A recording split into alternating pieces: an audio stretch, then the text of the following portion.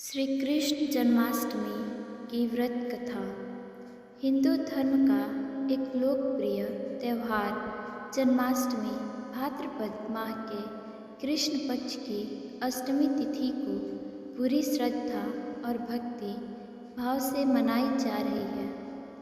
इसी तिथि कोई आधी रात को रोहिणी नक्षत्र में भगवान श्री कृष्ण ने जन्म लिया था।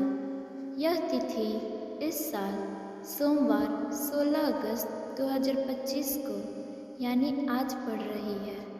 मथुरा वृंदावन सहित अनेक स्थानों पर जन्माष्टमी के दिन लड्डू गोपाल की पूजा के दौरान भगवान श्री कृष्ण की जन्म संबंधी कथा भी सुनते और सुनाते हैं। आइए जन्माष्टमी की कथा में जानते हैं कि भगवान कृष्ण का जन्म कैसे हुआ और भगवान विष्णु ने आधी रात में ही कृष्णा अवतार क्यों लिया। द्वापर युग की कथा। द्वापर युग में मथुरा में कंस नाम का एक राजा राज्य करता था जो बहुत आततायी था। वह अपने पिता राजा उग्रसेन को गद्दी से उतारकर खुद राजा बन गया था। उसकी एक बहन थी देविका, जिसका विवाह यदुवंश के नायक वसुदेव से हुआ था। एक दिन कंस अपनी बहन देवकी को उसकी ससुराल पहुंचाने जा रहे थे। यात्रा के दौरान रास्ते में आकाशवाणी हुई, हे कंस, जिस देविका को तुम बड़े प्रेम से ले जा रहे हो, उसी बहन से तुम्हारी मृत्यु बसती है।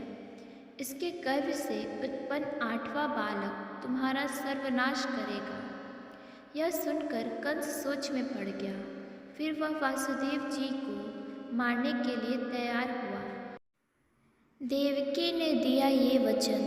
तभी देवकी ने उससे विनती कर कहा, हे भ्राता, आपकी मृत्यु में मेरे पति का क्या दोष है?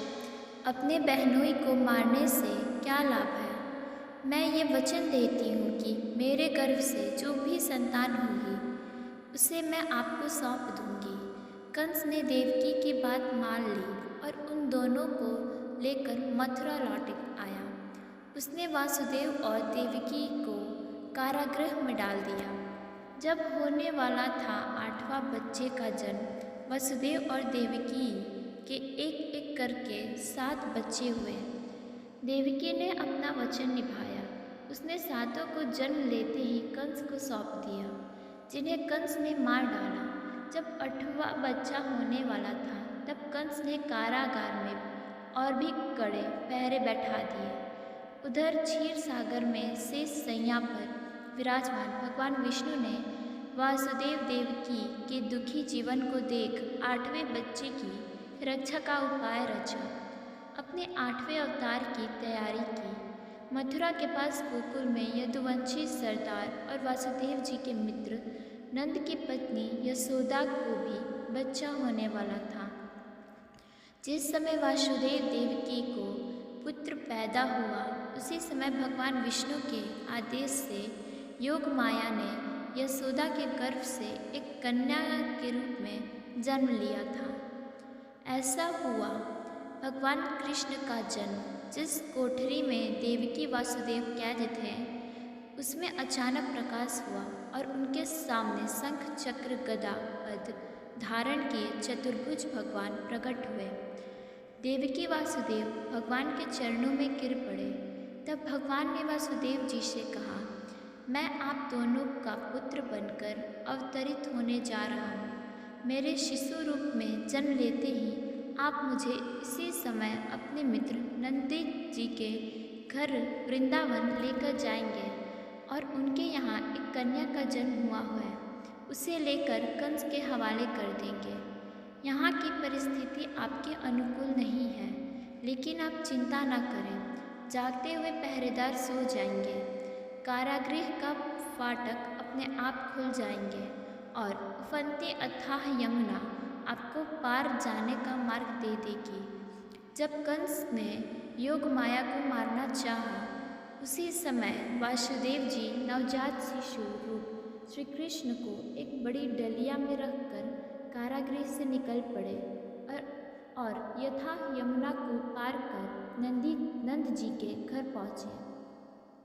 वहाँ उन्होंने नवजात शिशु को यशोदा के साथ सुला दिया और कन्या को लेकर मथुरा आ गए। कारागृह के फाटक पूर्वतः बंद हो गए। देवी योग माया को भगवान श्री कृष्ण की बहन माना जाता है। इनका प्रसिद्ध मंदिर दिल्ली में है।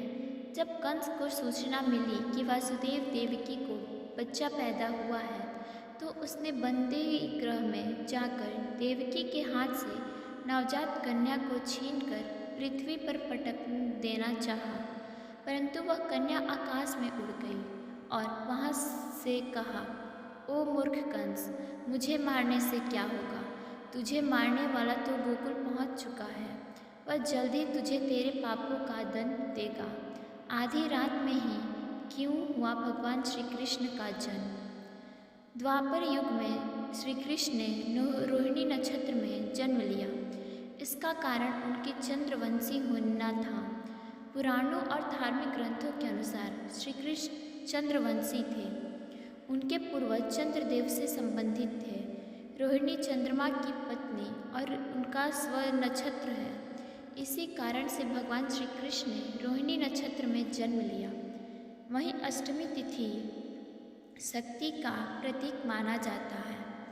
एक मान्यता यह भी है कि चंद्रदेव की इच्छा थी कि श्री हरि विष्णु मेरे कुल में कृष्ण रूप में जन्म लें। सबसे महत्वपूर्ण तथ्य यह भी है कि केवल भाद्रपद माह की कृष्ण पक्ष की अष्टमी की आधी रात को वो शुभ मुहूर्त बन रहा था, जब भगवान विष्णु 64 कलाओं में निपुण भगवान कृष्ण के रूप में जन्म ले सकते थे।